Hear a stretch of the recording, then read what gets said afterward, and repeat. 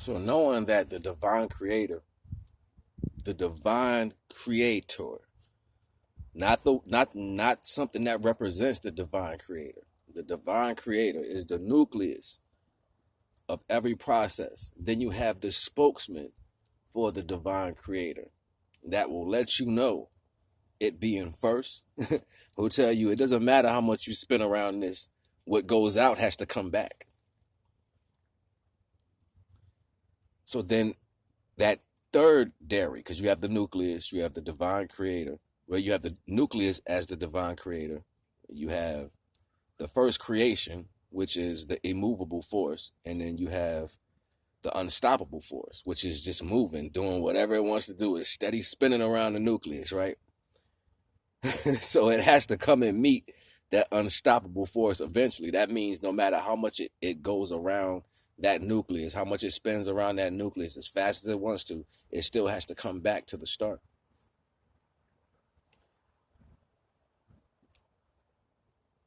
So you're going to have that spokesman for the nucleus to say, yeah, you can go ahead and do whatever you think you want to do. It's fine. Do whatever you want to do, but you still got to come back. It doesn't matter how much speed you pick up or what you do within these circumstances, you still have to come back. And then within this understanding, the actual content, the friction is what's taking place. We may see these frictions as emotional characteristic traits or reasons, right, to the value of a circumstance, knowing that the three parts of the nucleus is actually together. So you have three parts of the cell, is actually together. So you have the nucleus, which is the divine creator. You have the representative, which is the unmovable object, and then you have the unstoppable force, which is constantly moving around. So does that speak to good, bad, and indifferent?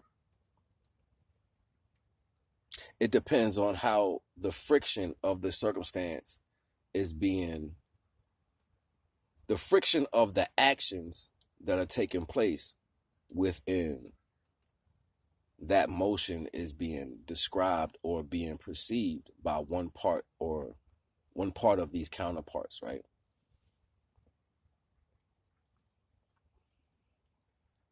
The divine don't make no mistakes. Y'all gonna hear me say this all the time. What makes mistakes is the people. This is why the awareness of the divine should be learned.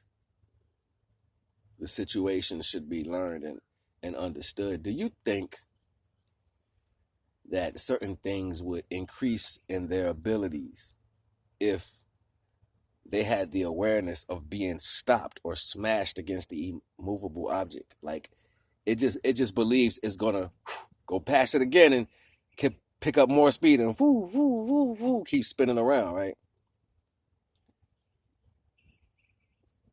Every action is only available because of its existence.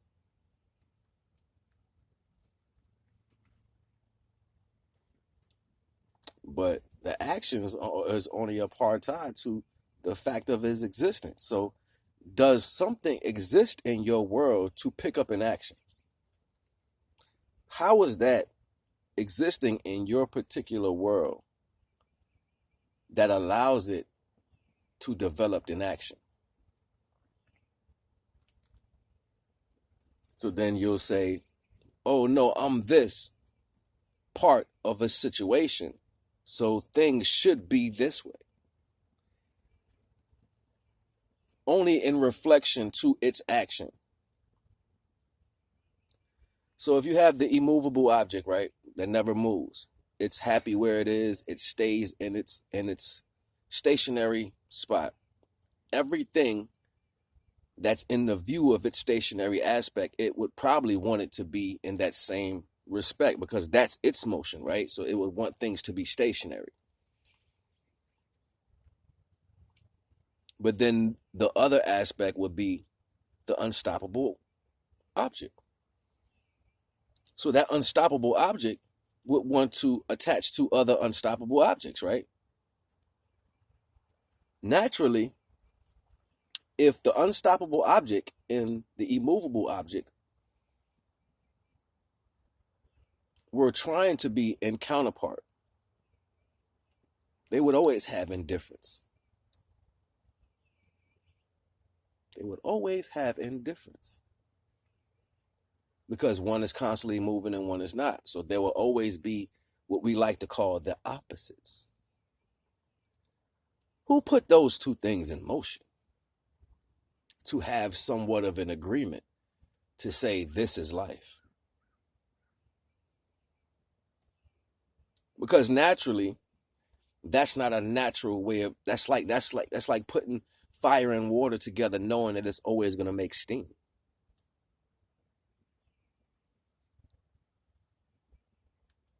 Air and earth together knowing that it's going to make storms. Just all these opposites. And then they'll tell you opposites attract.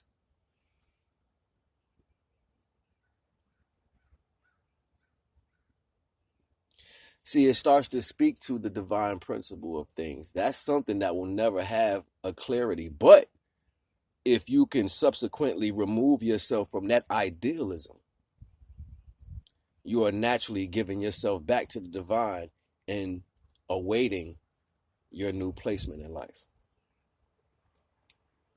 And because you decided to submit or sacrifice your belief to how you will, the role you will play in this world, you have ultimately sacrificed yourself enough at that point for the divine to replace you. Nothing don't grow unless it grows in divine right. You may get to a point of what feels as if it is subsequently the value of what your life is to whatever punt, right? To whatever circumstance that may particularly serve you, you know. But like I was speaking to one of my other bills, oh, they're so beautiful. Look at these birds. And they're both blue. Wow. Y'all cut it out. They're going at it. So to actually have the divine place you, oh man, there's nothing better than that. And I was speaking to this in one of my other bills. You can have someone who's professional in all their ways, but to actually have the divine build that for you, oh my goodness, that's something that's unstoppable. That's something that's undamageable. That is the way of the perfect aspect that will serve all notions within both counterparts. They cease to be called counterparts at that point and they become one.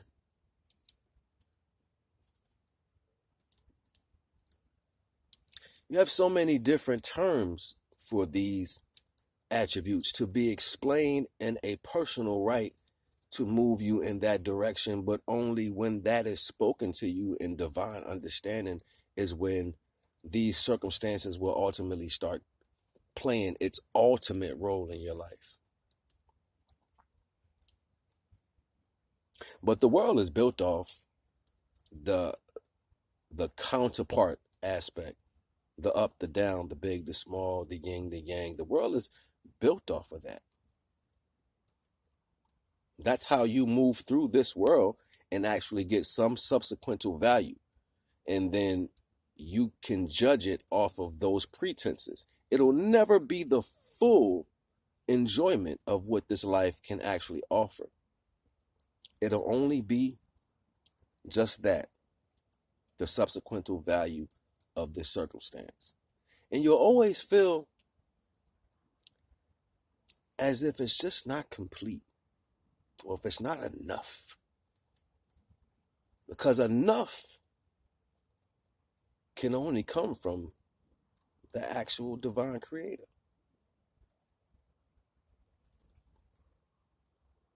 So why would you immerse yourself into debating the counterpart reality? Why would you immerse yourself into the understanding of trying to make one situation move or balance out to serve you, either side, whether that's the immovable force or the unstoppable object?